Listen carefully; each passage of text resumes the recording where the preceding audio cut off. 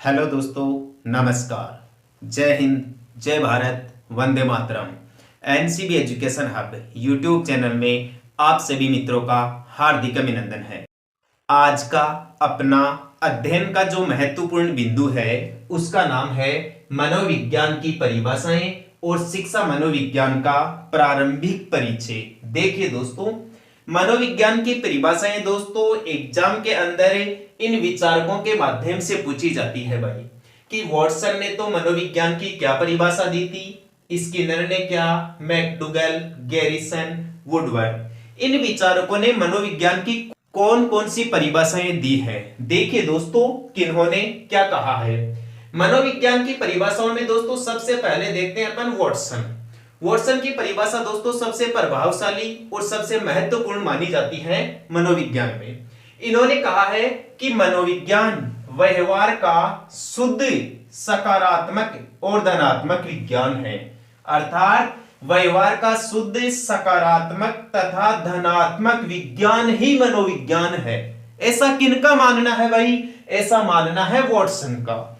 फिर नेक्स्ट देखिए दोस्तों, स्किनर ने मनोविज्ञान की क्या परिभाषा दी है। स्किनर के अनुसार व्यवहार तथा अनुभव का विज्ञान ही मनोविज्ञान है। इन्होंने कहा है कि मनोविज्ञान का संबंध व्यवहार तथा अनुभव से है, या फिर अपन इसी परिभाषा को ऐसे भी कह सकते हैं कि व्यवहार तथा अनुभव के अध्ययन को ही मनोविज्ञान कहा जाता है स्किनर के अनुसार। मैकडूगल ने क्या परिभाषा दी है भाई मनोविज्ञान की? मैकडूगल ने भी मनोविज्ञान की परिभाषा स्किनर से मिलती जुलती ही दी है। आप उस परिभाषा में ही देख लेना दोस्तों। स्किनर की परिभाषा में आपको यहां पर दोस्तों अनुभव मिलेगा, जबकि मैकडूगल की परिभाषा में आपको यहां पर दोस्तों आचरण देखने को मिलेगा। स्किनर ने कहा है व्यवहार तथा अनुभव का विज्ञान ही मनोविज्ञान है, जबकि मैकडूगल ने कहा है कि व्यवहार तथा आचरण का विज्ञान ही मनोविज्ञान है। या फिर अपन दोस्तों इसे इन शब्दों में भी व्यक्त कर सकते हैं। मैकडूगल के अनुसार मनोविज्ञान का संबंध व्यवहार तथा आचरण से है। नेक्स्ट देखें, गैरिसन ने कहा है मनोविज्ञान के बारे में कि मनोविज्ञान का संबंध प्रत्यक्ष मानव व्यवहार से है। अपन दोस्तों डायरेक्टली जिस प्रकार का व्यवहार करते हैं वो ही मनोविज्ञान है। किसके अनुसार भाई? गैरिसन के अनुसार। दोस्तों वुडवर्थ का आप जरूर ध्यान रखना। एक तो वॉटसन पे स्टार लगा लेना, एक दोस्तों स्किनर पे और एक वुडवर्थ पे। ये जो इतनी परिभाषाएं हैं इनमें दोस्तों ये तीन सबसे महत्वपूर्ण परिभाषा है परीक्षा की दृष्टि से। तो वुडवर्थ ने कहा है कि आत्मा, मन तथा चेतना इनको त्याग कर आज मनोविज्ञान व्यवहार का विज्ञान हो गया है। दोबारा देख लीजिए, वुडवर्थ ने कहा है कि आज के समय में मनोविज्ञान आत्मा, मन तथा चेतना को त्याग कर व्यवहार का विज्ञान हो गया है। बहुत इंपॉर्टेंट परिभाषा है। दोबारा देख लीजिए सारी परिभाषाएं। वॉटसन के अनुसार मनोविज्ञान व्यवहार का शुद्ध सकारात्मक तथा धनात्मक विज्ञान है। स्किनर के अनुसार मनोविज्ञान व्यवहार तथा अनुभव का विज्ञान है। मैकडूगल के अनुसार मनोविज्ञान व्यवहार तथा आचरण का विज्ञान है। गैरिसन के अनुसार प्रत्यक्ष मानव व्यवहार ही मनोविज्ञान है। वुडवर्थ के अनुसार आत्मा, मन तथा चेतना का त्याग करके आज मनोविज्ञान व्यवहार का विज्ञान बढ़ गया है। नेक्स्ट देखें भाई, इन परिभाषाओं के अलावा दोस्तों मनोविज्ञान की जो प्रारंभिक सामान्य जानकारी है वो मैंने आपको कल की वीडियो में बता दिया था। अब देखिए दोस्तों शिक्षा मनोविज्ञान के बारे में। दोस्तों शिक्षा मनोविज्ञान में सबसे पहले आप शिक्षा के बारे में समझिए भाई। शिक्षा से संबंधित जो मनोविज्ञान है उसमें दोस्तों आपसे प्रारंभिक सवाल तो यही पूछ लिया जाएगा कि शिक्षा शब्द की उत्पत्ति कहां से हुई है भाई, या कौन से शब्द से हुई है। दोस्तों शिक्षा शब्द की उत्पत्ति हुई है शिक्ष धातु से, जिसका अर्थ होता है सीखना।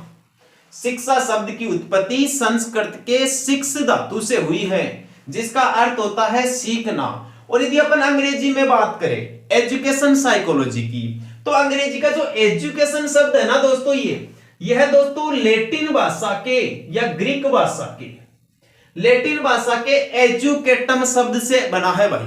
और ये एजुकेटन दोस्तों ई प्लस डूको दो शब्दों से मिलकर बना है, जिसका अर्थ होता है दोस्तों अंदर से बाहर निकालना। अपने जो तार्किक विचार होते हैं ना उनको अंदर से बाहर निकालना, या मन के जो व्यवहारिक भाव है शिक्षा के मामले में उनको अंदर से बाहर निकालना ही एजुकेशन है। किसके अनुसार भाई? एजुकेटन के अनुसार। एक शब्द दोस्तों एजुकेयर से भी लिया जाता है, जिसका अर्थ होता है पालन पोषण करना। ठीक है दोस्तों, अब आगे देखिए शिक्षा मनोविज्ञान में दोस्तों ये जो शिक्षा है ना, इस शिक्षा के 3 तत्व बताए गए हैं भाई। शिक्षा के तत्व मुख्य रूप से 2 विचारकों ने दिए हैं। एक तो जॉन डीवी ने, जिन्हें प्रथम शिक्षाविद कहा जाता है, और दूसरा दोस्तों एडम्स ने दिया है भाई। तो जॉन डीवी ने तो दोस्तों 3 तत्व बताए हैं शिक्षक के, कि शिक्षा में एक तो शिक्षक होना चाहिए, एक शिक्षार्थी और एक पाठ्यक्रम, यानी आपका सिलेबस, जिसमें दोस्तों ये जो शिक्षार्थी होता है ये दोस्तों आश्रित चर है। यह दोस्तों शिक्षक पर डिपेंड करता है, पाठ्यक्रम पर डिपेंड करता है। तो जॉन डीवी के अनुसार शिक्षा के 3 तत्व है, शिक्षक, शिक्षार्थी या पाठ्यक्रम। ठीक है, ये जॉन डीवी प्रथम शिक्षाविद माने जाते हैं, और इन्होंने एक किताब भी लिखी थी भाई, जिसका नाम था शिक्षा तथा समाज। तो यहां से भी आपसे सवाल पूछ लेगा कि शिक्षा तथा समाज किनके द्वारा लिखी गई पुस्तक है? यह जॉन डीवी के द्वारा लिखी हुई पुस्तक है। एडम्स ने दोस्तों शिक्षा के केवल 2 ही तत्व बताए हैं, एक तो शिक्षक और एक छात्र, यानी इन्होंने दोस्तों पाठ्यक्रम को शामिल नहीं किया, जबकि जॉन डीवी ने पाठ्यक्रम को शामिल करते हुए शिक्षा के 3 तत्व बताए हैं। नेक्स्ट देखें, ये जो थोरनडाइक है ना दोस्तों, थोरनडाइक विद्वान या मनोवैज्ञानिक, इन्हें प्रथम शैक्षिक मनोविज्ञान कहा जाता है। यहां से भी सवाल पूछा जा सकता है कि प्रथम शैक्षिक मनोवैज्ञानिक कौन थे? थोरनडाइक थे। इनकी प्रसिद्ध पुस्तक के बारे में भी सवाल पूछा जाता है आपकी कंपटीशन एग्जाम के अंदर, कि एजुकेशन साइकोलॉजी पुस्तक किनके द्वारा लिखी गई थी? एजुकेशन साइकोलॉजी पुस्तक थोरनडाइक के द्वारा लिखी गई थी, जिन्हें प्रथम शैक्षिक मनोवैज्ञानिक भी कहा जाता है भाई। ठीक है, ये मनोवैज्ञानिक है। अब दोस्तों मनोविज्ञान में शिक्षा मनोविज्ञान की परिभाषा भी देख लीजिए आप। जैसे आपने मनोविज्ञान की परिभाषाएं देखी है, वैसे दोस्तों शिक्षा मनोविज्ञान की परिभाषाएं भी पूछी जा सकती है। इसमें दोस्तों सबसे महत्वपूर्ण परिभाषा है रूसो की। रूसो जिन्होंने ईमेल नामक पुस्तक लिखी थी, यहां से भी सवाल पूछ लिया जाता है कंपटीशन एग्जाम के अंदर कि ईमेल पुस्तक के लेखक कौन थे भाई, कौन से मनोवैज्ञानिक थे? ईमेल पुस्तक दोस्तों रूसो के द्वारा लिखी गई थी। इन्होंने कहा है कि बालक एक पुस्तक है, बालक एक किताब है, जिसका अध्ययन प्रत्येक शिक्षक को करना चाहिए, या जिसे प्रत्येक शिक्षक को पढ़ना चाहिए। यह बात किसने कही है भाई? एजुकेशन साइकोलॉजी के मामले में रूसो ने कही है। दोबारा देख लीजिए, रूसो ने ईमेल पुस्तक लिखी। इन्होंने शिक्षा मनोविज्ञान की परिभाषा देते हुए कहा है कि बालक एक किताब है, जिसका अध्ययन प्रत्येक अध्यापक को करना चाहिए। नेक्स्ट देखिए, करो एंड करो, बहुत ही महत्वपूर्ण। इसकी परिभाषाएं दोस्तों बहुत ज्यादा पूछी जाती है। करो एंड करो ने कहा है कि शिक्षा मनोविज्ञान में शिक्षा जन्म से लेकर वृद्धावस्था तक चलती है। करो एंड करो ने क्या कहा है शिक्षा मनोविज्ञान की परिभाषा देते हुए, कि शिक्षा जन्म से लेकर वृद्धावस्था तक चलती रहती है। नेक्स्ट देखें, फ्रोबेल ने शिक्षा मनोविज्ञान की परिभाषा दी है कि शिक्षा मनोविज्ञान वह प्रक्रिया है जो बालक की जन्मजात शक्तियों का विकास करे। बालक की जन्मजात शक्तियों का विकास करने वाली प्रक्रिया शिक्षा मनोविज्ञान है। ऐसा किसने कहा है भाई? ऐसा फ्रोबेल ने कहा है। बात समझ में आ गई? ठीक है, नेक्स्ट देखिए, आपको शिक्षा के प्रकारों का भी ध्यान रखना है भाई। मुख्य रूप से दोस्तों शिक्षा 3 प्रकार की होती है। कितने प्रकार की होती है? 3 प्रकार की। एक तो होती है दोस्तों औपचारिक शिक्षा, एक होती है अनौपचारिक शिक्षा, और तीसरी होती है निरौपचारिक शिक्षा। इसमें दोस्तों औपचारिक शिक्षा तो क्या होती है? ऐसी शिक्षा जिसका स्थान और समय फिक्स हो, निर्धारित हो, उसे दोस्तों अपन औपचारिक शिक्षा कहेंगे। जैसे उदाहरण के लिए दोस्तों विद्यालय, विद्यालय का स्थान भी फिक्स होता है और उसमें शिक्षा करवाने का जो समय है वह भी निर्धारित होता है। दूसरी देखिए अनौपचारिक शिक्षा। अनौपचारिक शिक्षा में दोस्तों एक तो स्थान भी फिक्स नहीं होता और समय भी फिक्स नहीं होता। जैसे उदाहरण के लिए परिवार, भाई परिवार में घर पर कहीं पर भी बैठा के शिक्षा दी जा सकती है और कोई फिक्स टाइम टेबल होता नहीं है कि इतने टाइम से इतने टाइम तक ही नैतिक शिक्षा दी जाए। तो घर परिवार से जो शिक्षा ग्रहण की जाती है उसे दोस्तों अपन अनौपचारिक शिक्षा के प्रकार में शामिल करेंगे, जबकि विद्यालय से कॉलेज से जो शिक्षा ग्रहण की जाती है उसे अपन औपचारिक शिक्षा में शामिल करेंगे। दोस्तों आज के टाइम पे सबसे महत्वपूर्ण शिक्षा का प्रकार बन गया है निरौपचारिक शिक्षा, जो दोस्तों आप YouTube के माध्यम से अध्ययन कर रहे हो ना, जिसे दूरस्थ शिक्षा भी कहते हैं, वो दोस्तों निरौपचारिक शिक्षा के उदाहरण है। एक बार दोस्तों आप शिक्षा मनोविज्ञान को दोबारा देख लीजिए। शिक्षा मनोविज्ञान में शिक्षा शब्द की उत्पत्ति संस्कृत के शिक्ष शब्द से हुई है, जिसका अर्थ होता है सीखना। यदि एजुकेशन साइकोलॉजी में एजुकेशन का शब्द यदि अंग्रेजी भाषा की दृष्टि से देखा जाए तो एजुकेशन शब्द एजुकेटम शब्द से बना है, जो लैटिन भाषा का शब्द है। दूसरा दोस्तों इसे एजुकेर शब्द से भी मानते हैं।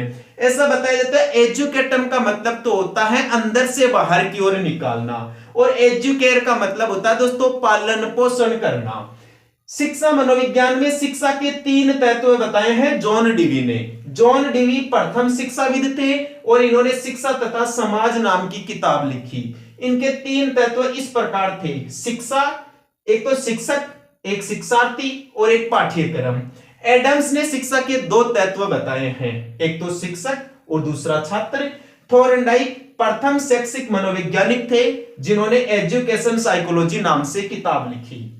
रूसो जिन्होंने ईमेल किताब लिखी थी, इन्होंने शिक्षा मनोविज्ञान की परिभाषा देते हुए लिखा है कि बालक एक पुस्तक है जिसे प्रत्येक अध्यापक को पढ़ना चाहिए। भाई करो एंड करो ने कहा है कि शिक्षा मनोविज्ञान जन्म से लेकर वृद्धावस्था तक चलती रहती है। फ्रोबेल ने कहा है कि शिक्षा मनोविज्ञान वह प्रक्रिया है जो बालक की जन्मजात शक्तियों का विकास करती है। शिक्षा के 3 प्रकार होते हैं, एक तो औपचारिक, एक अनौपचारिक और एक निरौपचारिक। जैसे विद्यालय और कॉलेज की शिक्षा औपचारिक शिक्षा के उदाहरण है, घर परिवार में दी जाने वाली शिक्षा अनौपचारिक शिक्षा के उदाहरण है, और जैसे दोस्तों ऑनलाइन टीचिंग करवाना या टीवी के माध्यम से समाचार पत्रों से जानकारी जुटाना, ये निरौपचारिक शिक्षा के उदाहरण है। उम्मीद करता हूं दोस्तों आपको ये वीडियो क्लास ठीक तरीके से समझ में आई होगी। यदि आपको लगता है कि मैं और मेरा ये YouTube चैनल आपकी इस कंपटीशन एग्जाम के अंदर मदद कर सकता है तो आज ही मेरे इस YouTube चैनल को सब्सक्राइब करें, साथ ही वीडियो को लाइक एवं शेयर भी करें। आज के लिए इतना ही, कल फिर मिलेंगे इसी वक्त इसी YouTube चैनल पर। धन्यवाद। जय हिंद, जय भारत, वंदे मातरम।